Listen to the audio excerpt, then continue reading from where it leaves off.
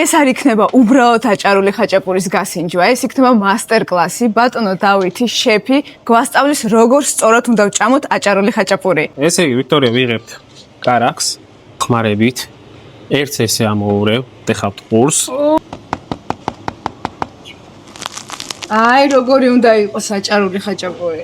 კარგად გამოურევთ. პური ცარიელი როაში ცომი როა გამოღებული, ის უნდა შეავსო ყველით. ცოტა უხერხული საჭმელი არის, მაგრამ გემრიელი. შემდეგი ეტაპი არის, მაინც რა იცი, ყური ყოველთვის გემრიელია, ხო და თავიდან პირველ რიგში ყურებს ვატეხავთ იქიდან აქიდან, იგივენაირად. მოვყვებით კუთხეებით. შევჭამთ ყველაფერს, ჩემთვის მაგალითად პირადად აჭარულში ყველაზე გემრიელი გემო არის ზუსტად აქ. მე პირადად ასე გადავკეცავ. ჩემ გამომწერებს ვასწავლე დავახვიო და ეგრე ვჭამოთ.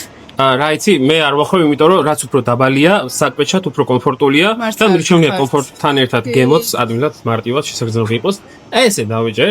აქ უკვე ხელით უნდა ვჭამოთ და ახალი მეთოდი უკვე ვისწავლეთ, როგორ უნდა ვჭამოთ აჭარული ხაჭაპური, როცა ბოლოები და კუთხეებით შევჭამეთ. ბოდიშით ჩემი მომზადებული აჭარული ძირი ცოტა გაიხა, ამიტომ ყოველი სულ გამოვიდა ძირს. კარგი რომ გამომსვლო და ეგეთი ფორმა უნდა მიეღო და მთლიანად მშრალი იქნებოდა თეფშით და ყველი არც ერთ წვეთს არ დავგაგავდით. მე გავაგზავნებ ვარჯიშს, თქვენ კი გელოდებით რესტორან რუსთაველში უგემრიელესი ძალიან მტკაცნა აჭარული ხაჭაპურისთვის.